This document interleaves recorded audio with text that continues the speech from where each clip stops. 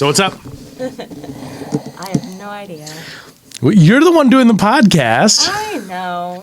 Hate it. I hate We it. literally had just had this. First of all, we literally did this last week. Like, we did this 2 weeks ago. I know. Which I think is funny. Anyway. Hey, this is Red. Welcome to my show. I haven't really come up with a title for it yet. I'm here with Jake Sig today. Hello. He's my DM for Dungeons & Dragons. Went on Roll With It. It's a Twitch show that we do every Friday morning.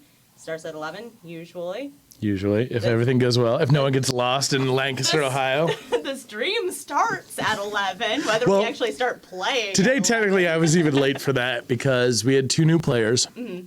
Well, not new players. We had one returning player but was building a new character. So I had to build 2 characters. Well, a brand new character kind of in a quick rush. And so we started about 20 minutes late, but usually we're on time. Usually we're on time. At least most of us are We on try. time. We try. Yeah. The stream starts at 11. Yes. We don't usually start playing until 11:05, 11:10. If we're lucky. If we're lucky, yeah. So this time I am doing basically an interview on Dungeons & Dragons. We play, like I said, every Friday morning. Mm-hmm. I have since I started school, which Yeah. How long in were you before you started? I was just into my 2 weeks. I was Really? I was at the end of my first two weeks, Wow. and I started playing. I hijacked you quick. You did. I grabbed you on love quick. You for it. I was still in my first month when I started playing with you. So, and I love every moment of it.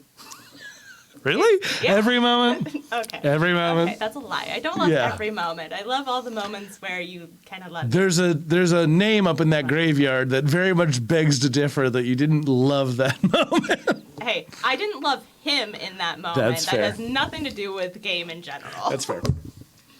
Okay, so D&D, you have your own business. Yeah. Playing D&D. Yep. What is that like being a business owner for something so out there? It's like your own little niche that you have. So, like, well, I guess the first thing is like, by no means am I the first to DM for hire. And actually, even when I started, I kind of reached out to Reddit, which was always a bad choice, especially when you're trying to make something creative, because they can really just burn you alive. Yes. But honestly, I did appreciate it because there was a lot of stuff that I did wrong. Like, there are a lot of DMs for hire. And honestly, about the time I had my idea for a DM for hire gig, I think about a year or 2 years before that, I don't know if it's, I don't remember if it was Forbes or New York Times or some publication had posted a story about this guy who was doing just that. And he had turned it into his full-time job. And in retrospect, I don't know that I have that in me, but I knew that there were other paid for DMs. It was not, I don't know how far back it goes, but I know I was not the first. But when I decided to do it, again, I put myself out there on Reddit and I listed my prices and I got laughed out of the building. But the goal but part of it when I first made it was I knew I wouldn't be getting a lot of gigs. So the thought was, look, if I make it special enough, those one-time gigs will pay off for all the investment I make in time in a certain amount of time. Well, I did the math on that, and that was less accurate than I thought. And because I was doing the math based on escape rooms, right? Escape rooms, it's like $20 a person. Sometimes it's like $30 a person, and you're technically only ever in that room for like an hour. And so I did the math, and I was like, look, man, I'll round down a little bit, but I should be making roughly that an hour. Because we'd run 4-hour games. And that was wrong because no one was going to pay that much because that was like $400 a session. Yeah. And that was really ridiculous. So then I reached out to a guy, DM, I'm Legends for hire. He's DM for hire. And he's out of Ontario, Canada. And I reached out to him not too long ago and we started talking. And I was like, hey, how do you price this specific thing? And he's like, I price all of my sessions the same except for custom built stuff. And I looked into his prices and I was like, hey, do you mind if I steal yours? And he's like, you're not competing with the same group I am, so go ahead. So I stole his prices, which were much more reasonable, but also have gotten me a lot more money because you book more when you charge less. So it's a balancing. But anyway, it was intimidating. It was weird. It was weird to start my own thing. I got the fear that it was like, people say like do the thing you love and you never work a day in your life, and that's complete bull. Like that's not true at all. I love D&D. I have tattoos of it, but I still work. Like it's still hard work.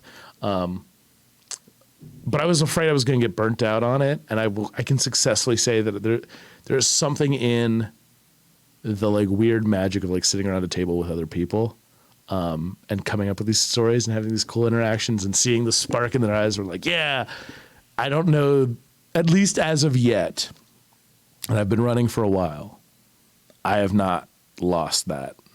I have not gotten burned out on that. So, Well, good. I'm glad to hear it. yeah. Sorry, that wasn't really an answer to your question. It was more of a spiel, but yeah. So at least I know that you aren't tired of my group yet, because we keep I don't- changing players. And That doesn't. Honestly, the thing that most DMs, I mean, I can't say this for everyone. The thing that bugs me the most is not new player, old player, new player, shifting in and out. That doesn't bug me. The only time that bugs me is if I feel like there's a chunk of the story that I can't tell. But honestly, the thing that hurts the most, and we've talked about this before, but like, honestly, the thing that bugs me more is when no one shows. When the crew's small enough that I can't play. Because then all of that energy that I work so hard on to build up for, because it is like you have to get yourself amped up to do it. All of that just sits in my stomach, and it usually hurts. It usually gives me like a stomach ache because of just reflux something. feeling. like a punch in the gut. But yeah, nope, not burned out yet. Oh, that's good. We'll see if it happens, but I doubt it. Not anytime soon, at least. So how do you feel about, like you mentioned, or when I asked my last question, that you're not the first one to do this. How do you feel about, like, Critical Role? Critical Role is great. I think Critical Role, honestly, I don't think Dungeons and Dragons would be where it is today without Critical Role. I think that they were all these famous voice actors that came together to started making a thing, and because it was D&D, people started watching, and good on Geek and Sundry for hearing about this home game that they were doing and going and having them pitch the idea of we want to make it into a real thing and go, yeah, because when they did that, that's a thing that if you would pitch to anyone, you wouldn't laughed out of the room. And to be honest, I think that's even indicative of like when they started the cartoon, they went to all these networks and pitched the cartoon before they tried the Kickstarter thing. And no one said yes. And so they did the Kickstarter thing. And I don't think they ever were not going to do that. Yeah, the Kickstarter was a massive success. I mean, what was it like? It was like it was a ridiculous amount of money. I think it ended up being like 12 times the amount that they wanted is what they got. It was some stupid number. I'm looking it up right now, but yeah, it was insane. But anyway, like that was within the hour of launch, Critical Role's animated series made $1 million. Yeah, within the first 24 hours. So that was at least double what they had wanted in the first place. Right, and then I think they had because they had only had like 200,000. By the end of the thing, they made out with $11.3 million.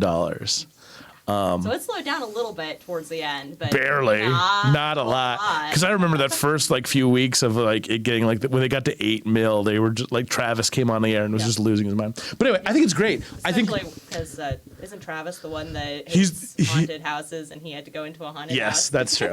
But no, for me, I think the thing that like Critical did great is it really sparked an interest because you have all these famous voice actors who people recognize, and like we can't pretend that like the anime Comic-Con fan group followers of voice acting don't know who these people are because they all do. Yeah. So good on Geek and Sundry for picking it up and turning it into a show. Good on Marisha Ray, Matt, and Travis for turning it into their own side company.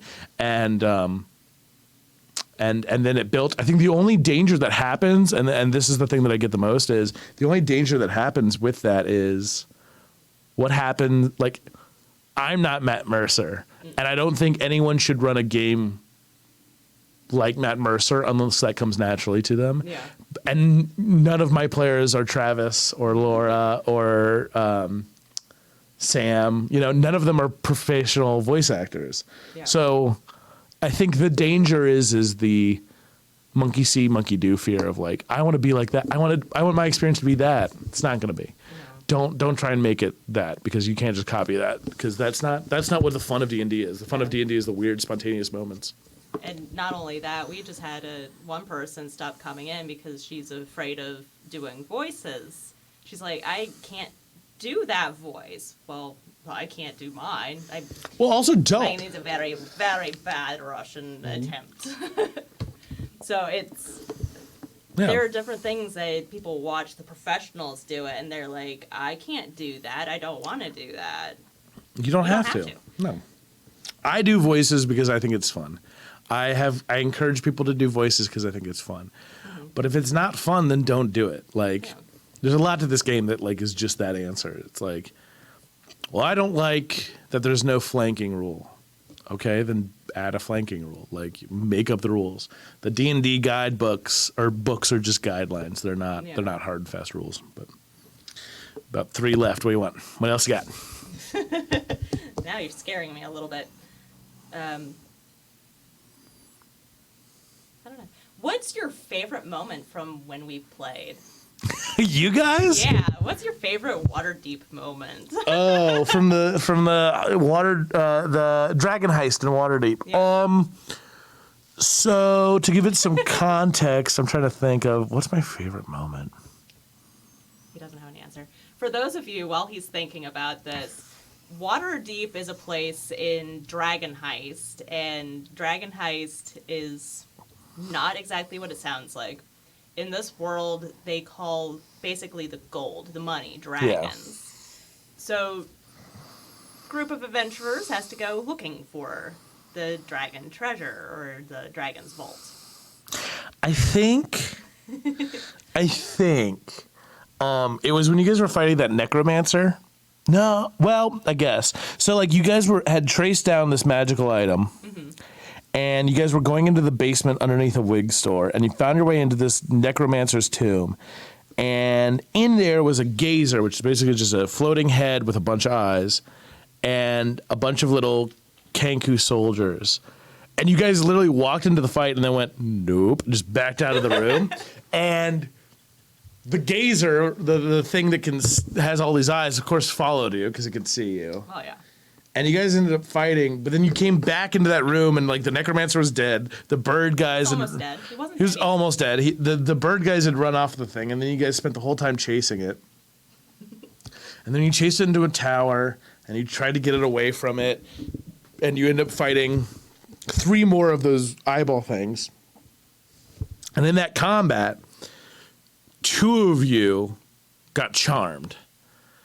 And Yep, I remember that. what proceeded to happen was just all of you kicking the crap out of each other for like a solid, like that was it. Like the fights had ended. Like you guys weren't even fighting against the monsters really that much, as much as you were trying to handle each other. Yeah. But you managed to make it out of it. That was pretty fun. I think the shark bite was pretty fun. I think my character got bitten in the shoulder and now has a gigantic Scar. scar from being bitten by a shark. I also think that you guys getting hypnotized by a painting was fun. And I also think the fact that like a thing that is not designed as a difficult encounter, which was you guys just jumping over a dilapidated bridge, almost TPKing the entire party.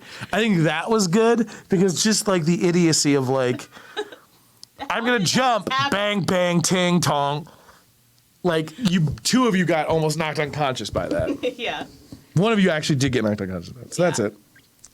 I had to use more potions so early then.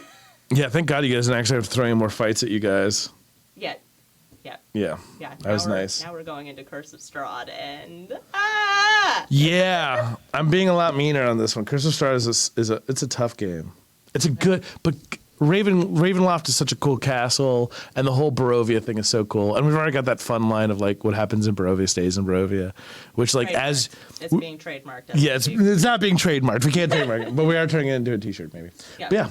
It's our thing. Don't steal it. I think everyone, whether or not they've ever played it, I think everyone at some point in your life, because I think, so while yes, I do Dungeons and Dragons for Legends for Hire, we also play other games. And I think the thing that like, I think there are two things that like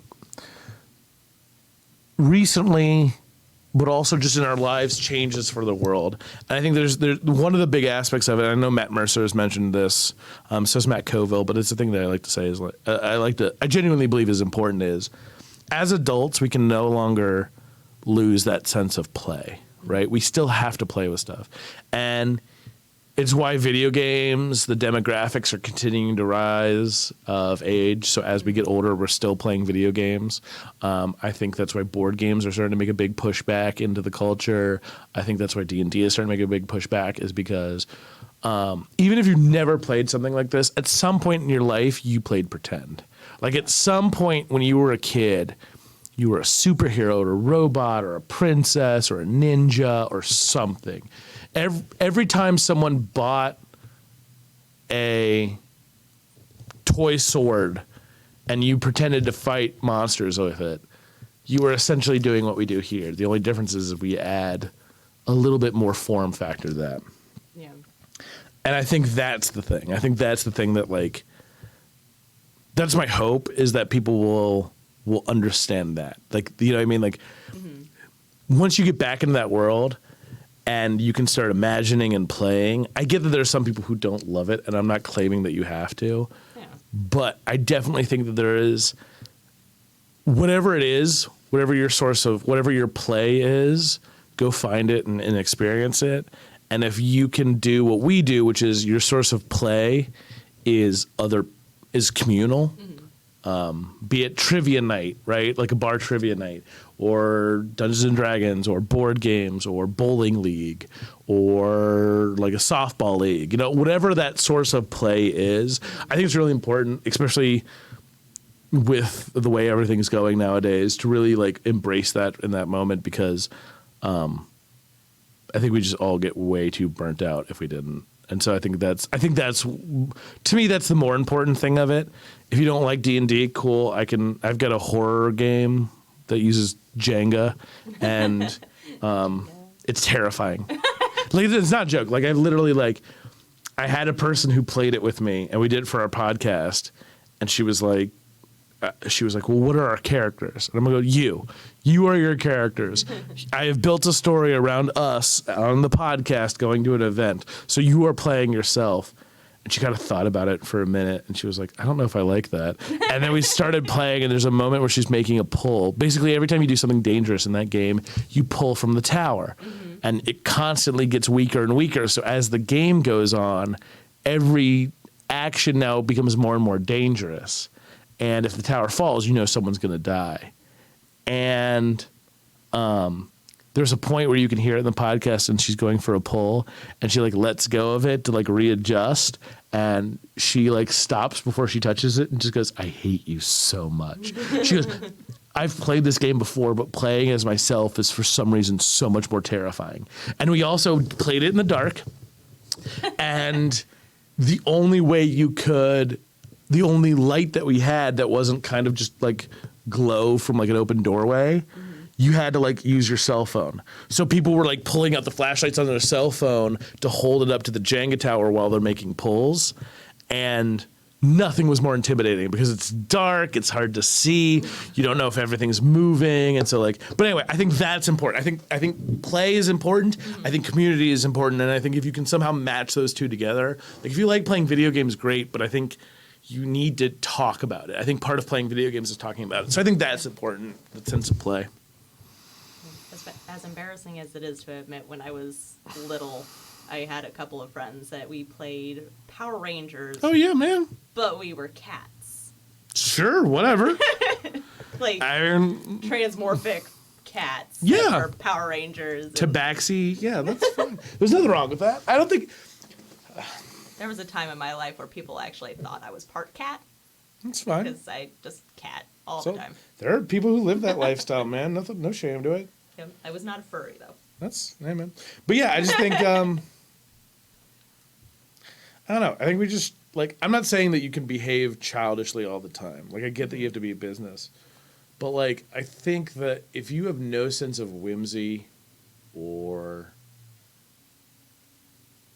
not joy, but, like, if you can't let go of some of that sometimes, then you're, honestly, I'm not going to curse, but, like, you're more of a dick than not. Like, not everything has to be severe all the time. Like, just swallow some, goofy and just be weird. Like, just, like, just. No wonder people are so angry. They don't know how to be weird anymore. I mean, maybe that's it. Maybe it's just people can't. I don't know that they can't be weird anymore. You know what? Here's what I bet it is. Weird is becoming normal. And I don't, you know what I mean? Like, it used to be back in the day, like, tattoos were weird, or even to the point of, like, freak show level weird. And now I think, what is it? Some, like, 70% of all people working in all industries have some form of tattoo. Piercings were weird, but, like, I've got buddies who have gauged ears and they're fine. Everyone was pushing away from blue collar to white collar, but now everyone's pushing back to blue collar. So, like, the things that made people like, you're weird, like, oh man, look at you, carving wood ships with your hands. Man, isn't that a weird thing that you could do? And now it's like, nah, man, he sells those for about $1,000 a pop. Just a grand? Well, I literally saw a thing on, I think it was Wired, just did this piece on a guy who sells kinetic sculptures made out of wood. And he's a physicist and his wife is a sculptor, and he became fascinated with her work, and so he started sculpting his own stuff. But it's like a sculpture where now he has a sculpture where, like, you crank it and then you let it go, and it's kind of like a clock, but it continuously runs for 48 hours. And it's this beautiful, like, sweeping, like, chaos, beautiful mechanism. And it's like, yeah, that's what he lives on. Like, he sells that now, and that's what he makes his money worth. And I'm like, yeah, that's what we're becoming, is, like, weird is normalizing. So I think that as weird becomes normal, we have to find a release that isn't normal. No, I don't think that's safe. I think everything's normal. I think we just need to accept everything as normal, and just accept that, like, whatever that release is for you, it is no longer weird. Yeah, not everybody can be you. Right. As long as you're not hurting anyone or upsetting anyone for actual purposes, like if your religion or whatever says, like, the thing you're doing is wrong, unless if you're not causing actual pain or anything, like, just, let people, fly their freak flags high. Yep. Okay. Well, that's about all the time I've got, I think. Okay. Sure. And got any plugs for me? Sure. So you can check out. I startled him. Sorry. No, you didn't startle me. I'm trying to think of the best way to do this. So we'll do the D&D one first. So yeah, you can check me out at Legends 4 Hire. That's Legends, the number 4, and then Hire. We have a website that's legendsfh.com. You can check us out on Instagram at legendsfh, where we post stuff. I probably should be posting more often. It's hard. Maybe I'll hire someone to post for me. And then what else? If you're in the Central Ohio area, you can come to Homestead Brewery the first Monday of the month, where we host a game there. Tickets $10, and you get your first beer for free. If you want to check out my other artwork, you can go to spellbendermedia.com or spellbender.media, or check out Spellbender Media on Instagram, because that's where I post, like, my photography stuff. And that one's also, like, more my personal side, so you do see some of my home life in that. And you can stare at my 2 dogs and my my thumb cats. Thumb cats? I have a thumb cat. I'm going to have to ask you about that next time. It's a Hemingway. I'm going to have to ask you about that next time. Okay. Again, This is Red Storyteller. You can find me, Red Storyteller, on Facebook or Instagram. See you later. Bye.